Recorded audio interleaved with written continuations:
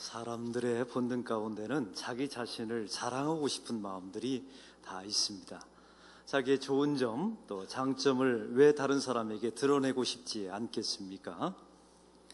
한 미국에서 공부하다가 돌아온 학생이 있었답니다. 미국에 유학 간 것을 너무 자랑하고 싶었나 봐요. 그래서 여러분 알다시피 배터리를, 이 사람은 발음을 할 때 배러리라고 발음을 일부러 하는 겁니다. 내가 미국 가서 공부를 했다는 뜻으로 자기 자신을 표현하고 자랑하고 싶었던 거죠. 배러리 하니까 이걸 듣다 못한 한 친구가 이렇게 말했다고 합니다. 너 앞으로 배터리를 배러리라고 말하면 제러리 날아간다라고 말했다는 것입니다. 이게 사람들의 아주 보편적인 모습입니다. 다 자랑하고 싶고 자기 자신을 드러내고 싶은 것이 다 사람들의 인지상정 아니겠습니까? 그러나 정반대의 것을 자랑했던 한 사람을 여러분에게 소개합니다.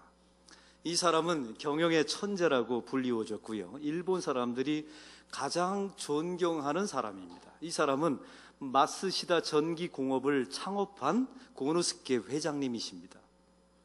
이 마쓰시다 고노스케 회장님은 살아생전에 세 가지를 감사하고 세 가지 은혜를 많은 사람들에게 고백했다고 합니다. 첫 번째는 자기 자신이 찢어지게 가난한 집안에서 태어난 것. 그래서 젊은 시절에 구두 닦기를 했다고 합니다. 신문팔이를 하고 성냥팔이를 했다는 것입니다. 이때 고노스키 회장이 이런 말을 했습니다. 나는 그 찢어지게 가난함 가운데 인생을 배웠습니다. 두 번째 감사가 있습니다. 그것은 자기가 태어날 때부터 병약하게 태어났다는 것입니다. 여러분, 인간적으로 생각해 보면 이거 불행 아닙니까? 수많은 병치레를 하면서 평생을 살아오게 된 것이죠. 이 마쓰시다 고노스케 회장이 항상 이렇게 말했다고 합니다. 나는 병약하기 때문에 나 자신을 절제하는 법을 철저하게 배웠다는 것이죠. 그리고 죽도록 운동을 해서 현상 유지하고 운동하는 습관을 평생 몸에 들이게 되었다는 겁니다. 그래서 자기의 병약함이 은혜라고 말하고 있습니다. 세 번째는 자기가 초등학교 중퇴밖에 안 되는 학벌을 은혜라고 말했습니다. 자기 자신은 초등학교밖에 나오지 않았으니까 세상의 모든 사람들이 자기의 스승이랍니다. 그래서 항상 겸손하게, 대부분의 사람들은 학벌이 없으면 컴플렉스를 가지잖아요. 근데 이분은 항상 배우려는 자세를 가지고 살아왔다는 것입니다. 한번 생각해 보십시오. 찢어지게 가난한 집안에서 태어났습니다. 병약한 사람으로 태어났습니다. 그리고 초등학교 중퇴입니다. 이 모든 것이 자기의 삶 가운데 은혜였고 감사의 제목이었고 기쁨이었다라고 표현하고 있습니다.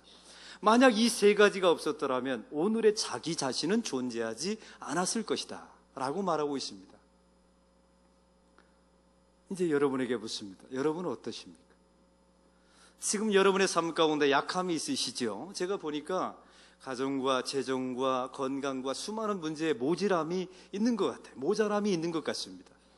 여러분은 그런 문제에 대해서 어떻게 해석하고 어떻게 바라보고 살고 계십니까? 사람들이 감사하는 데에는 세 가지 유형이 있습니다. 첫째는 풍성함이 있는 것을 감사하는 사람들이 있어요.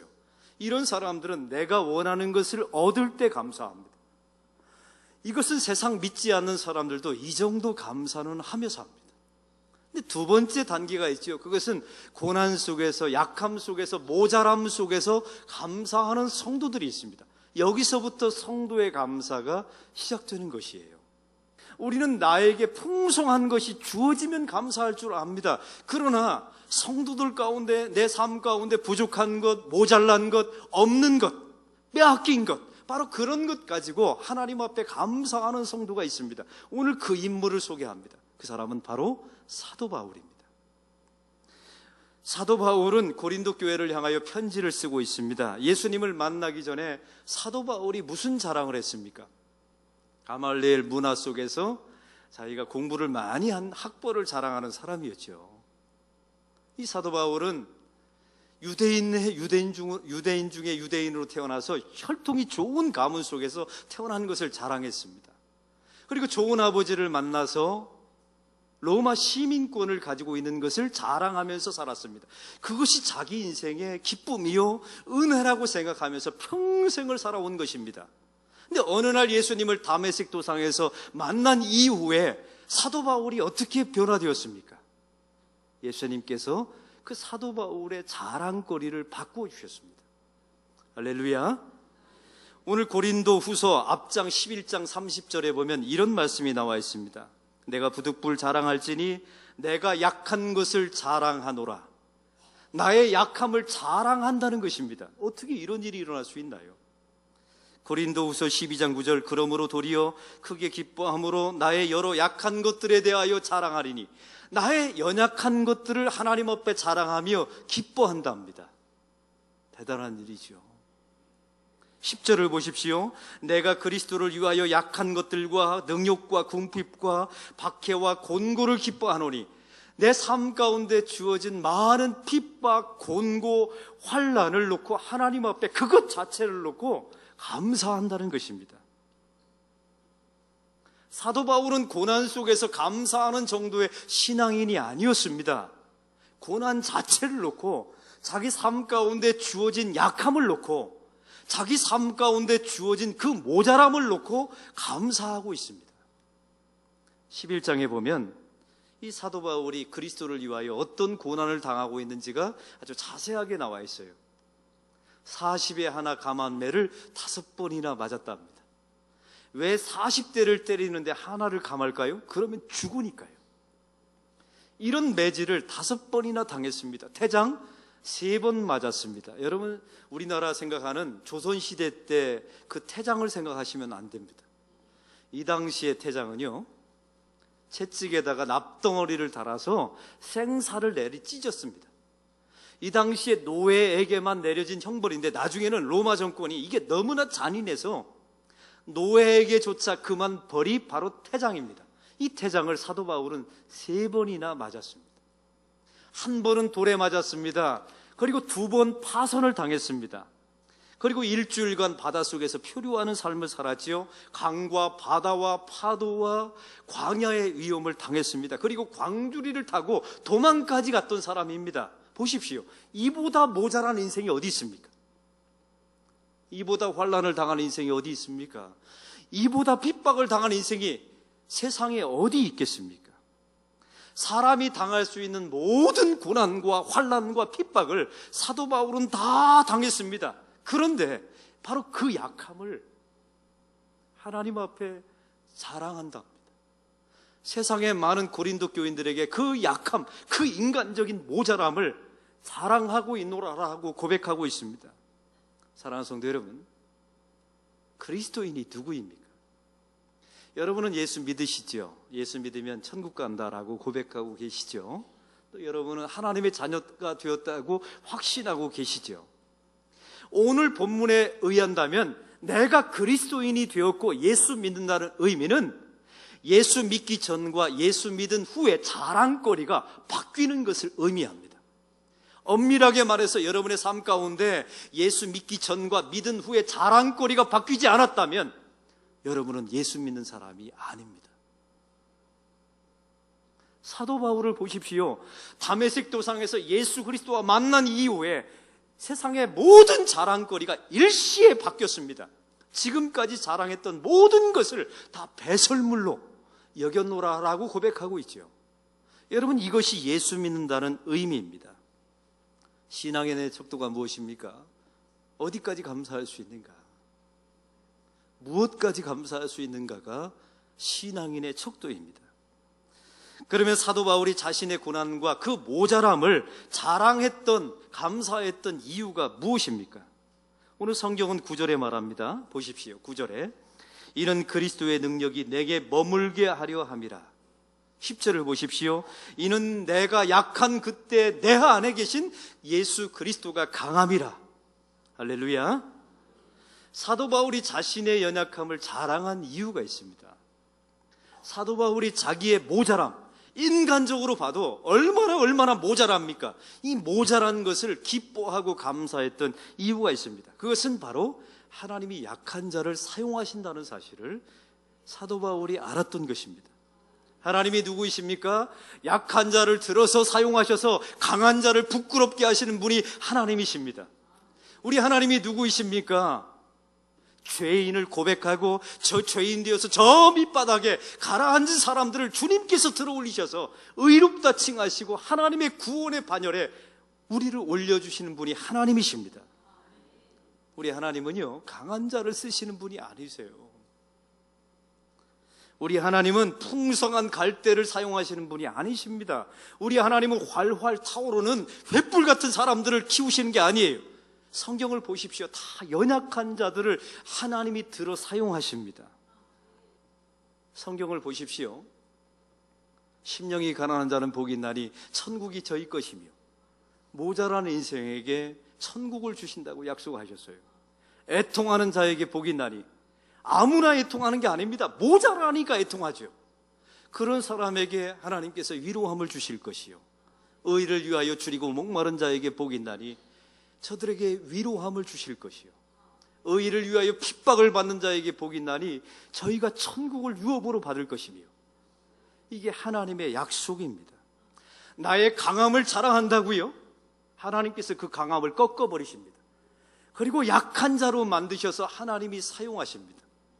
여러분 자신을 높다고요? 하나님께서 저 밑바닥에 꼬라박히게 하셔서 아주 겸손하게 만들어 주십니다. 그 다음에 하나님이 그 사람을 사용하세요. 여러분이 무엇인가를 소유했다고 자랑하십니까? 하나님께서 그 모든 소유를 욥처럼 다 빼앗아 가신 후에 그를 겸비한 사람으로 만들어 놓고 하나님이 사용하십니다. 이게 하나님의 방식입니다. 그래서 사도 바울은 나의 연약함을 자랑하노니 라고 말하고 있는 것입니다. 나에게 모자람이 있지요. 그것이 나의 삶 가운데 은혜랍니다. 이게 사도 바울의 고백이며 우리 주님께서 가장 기뻐하셨던 고백입니다. 이 고백이 저와 여러분의 고백이 되기를 바랍니다. 그럼 하나님께서 왜 연약한 자를 사용하실까요? 하나님께서 왜 사랑하는 사람들에게 모자람을 허락하셔서 그 사람을 겸비하게 밑바닥에 가라앉혀 놓고 왜 그 다음에 사용하실까요? 그래야만 사람들이 하나님을 의지하기 때문에 그렇습니다. 강한 사람은 하나님을 의지하지 않습니다. 수많은 것을 소유하고 그것을 자기의 의지의 대상으로 삼는 사람은 절대로 하나님을 의지하지 않습니다. 하나님 있으면 좋고요, 없으면 말고 이딴 소리 하며 살아갑니다. 그러나 세상의 모든 것을 빼앗긴 사람, 약한 사람, 모자란 사람, 내 삶 가운데 원하는 것을 얻지 못하고 매일 애통하면서 마음이 심령이 가난해서 사는 사람은 예수님이 전부입니다. 이 연약한 사람은요, 가진 것이 없잖아요. 그래서 겸손할 수밖에 없습니다. 자랑할 거리가 없으니까요. 그래서 하나님께서 결국 사용하시면 이 모든 것은 하나님께서 나를 사용하셔서 나를 들어 쓰신 것입니다 라고 말하면서 하나님께 모든 영광을 올려드립니다. 이래서 하나님께서 연약한 자를 사용하시는 것입니다.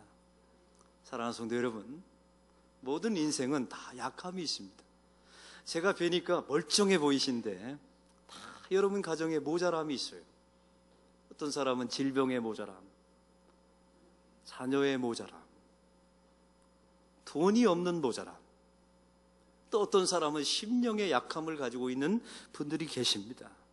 사랑하는 성도 여러분, 그 약함과 모자람을 여러분은 어떻게 받아들이고 계십니까?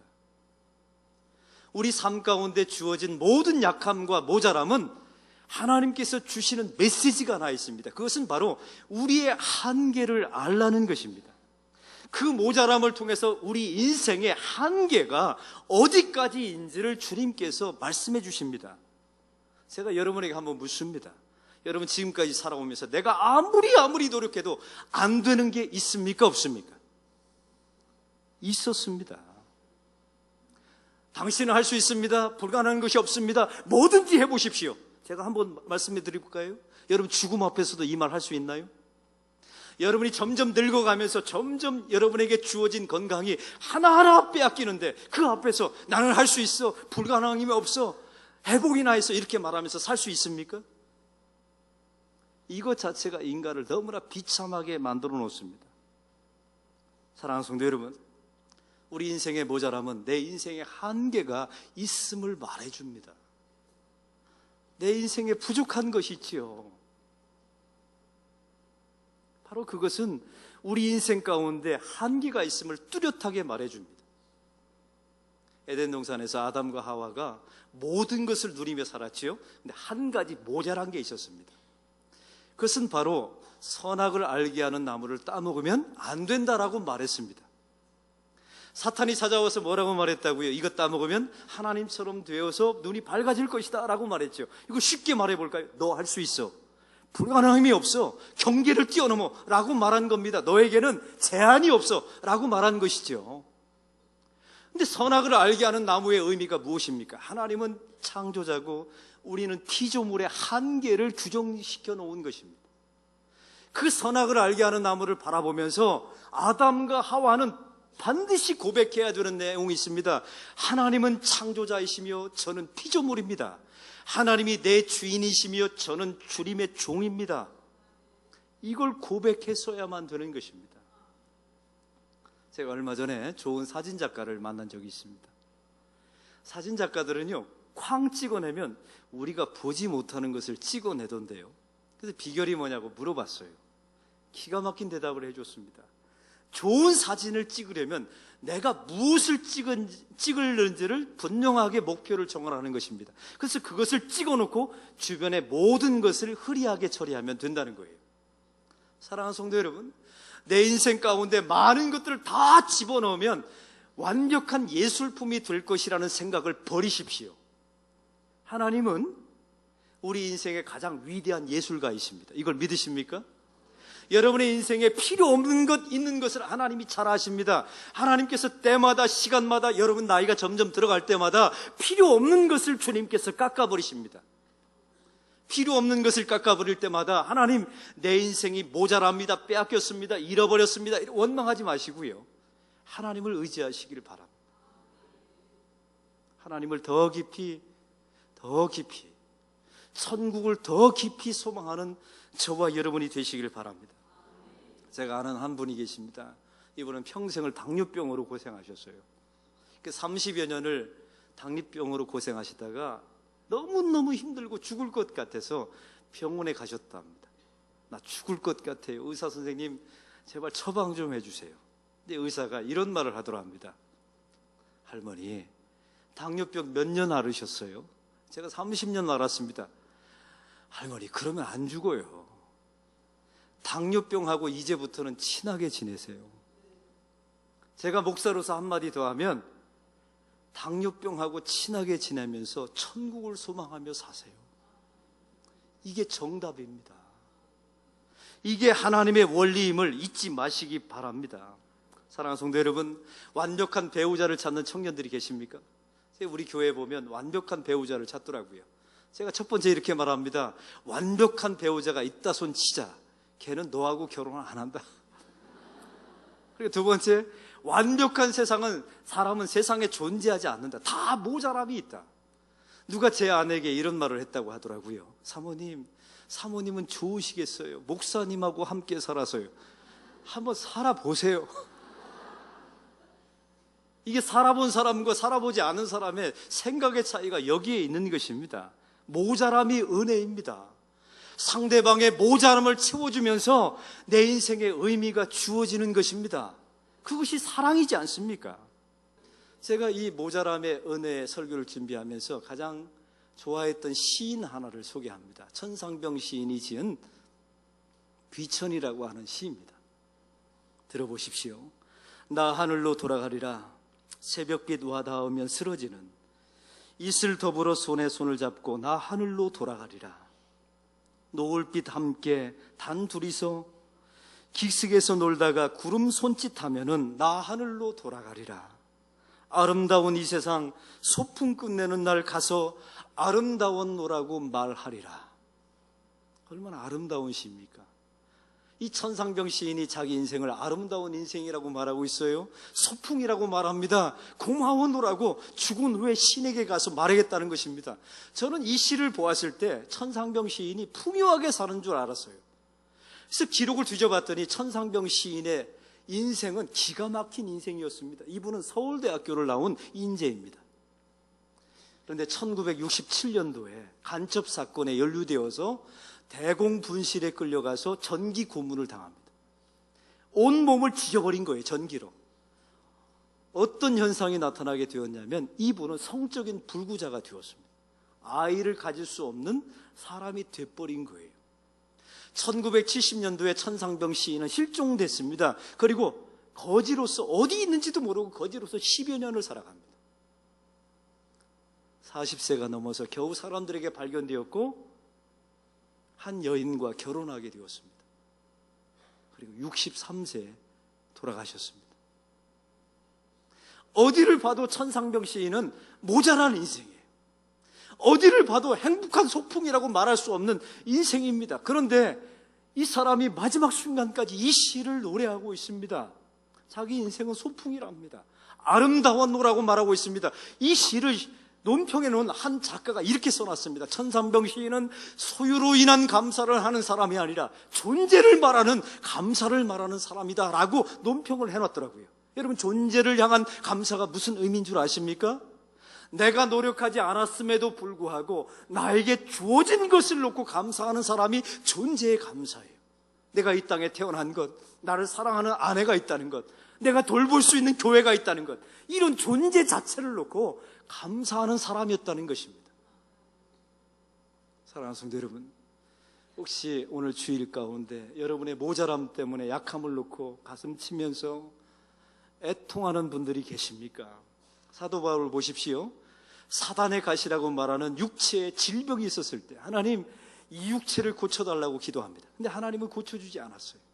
내 은혜가 내게 족하도다 라고 말했지요. 사도 바울이 분명히 이렇게 기도했을 것입니다. 하나님, 고쳐주지 않는다면 이 고통을 이겨낼 수 있는 능력을 주십시오 라고 기도했을 것입니다. 그 외에는요, 사도 바울은 이렇게 말했을 거예요. 하나님, 이 고난 속에서, 모자람 속에서 감사하는 법을 가르쳐 주십시오. 사도 바울의 마지막은 이렇게 끝납니다. 하나님, 이 고통 자체가 나에게 은혜였음을 알게 해주신 것 감사합니다. 하나님, 내 인생의 이 모자람이 내 인생의 감사였고 내 인생의 은혜였음을 알게 해주신 것 감사합니다. 그래서 사도 바울의 마지막 고백은 내가 죽는 것도 유익함이라, 이렇게 고백하고 자기 인생을 마무리 짓습니다. 나는 젊어질 것이다, 나는 건강할 것이다, 백년할 수 있다라고 외쳐보세요. 사랑하는 성도 여러분, 그래서 되는 것이 아닙니다. 여러분의 삶 가운데 약함과 모자람이 있으면 그 약함과 모자람을 가지고 여러분의 한계가 있음을 고백하십시오. 그리고 하나님을 의지하세요. 겸손하세요. 그리고 하나님께 쓰임받으면 모든 영광을 하나님께 올려드리십시오. 이게 하나님께서 약한 자를 사용하시는 목적이며 이유입니다. 마스시다 고노스케 같은 회장님이 우리 교회에 많이 나오기를 소망합니다. 제발 컴플렉스 버리시고요, 못 배웠다는 컴플렉스 버리시고, 약하다는 컴플렉스 버리시고, 그 약함이 은혜임을 많은 교우들에게 간증하는 우리 교우들이 나오시기를 바랍니다. 천상병 시인처럼 고문당하고 성적인 능력이 다 사라져버리고 63세에 죽을지라도 아름다운 인생이오노라. 하나님이 계시고 교회가 있고 신앙이 있고 나를 사랑하는 아내가 있다면 소풍 같은 인생이라고 고백할 줄 아는 저와 여러분이 되기를 소망합니다. 모자람이 은혜입니다. 모자람이 은혜입니다. 모자람이 은혜입니다. 여러분의 약함이 은혜입니다. 그 약함을 사용하십니다. 그 약함 속에서 강하신 하나님이 드러납니다. 그 약함을 통해서 하나님의 놀라운 사역을 이루실 것입니다. 우리 안락교회가 이런 일에 쓰임받기를 소망합니다.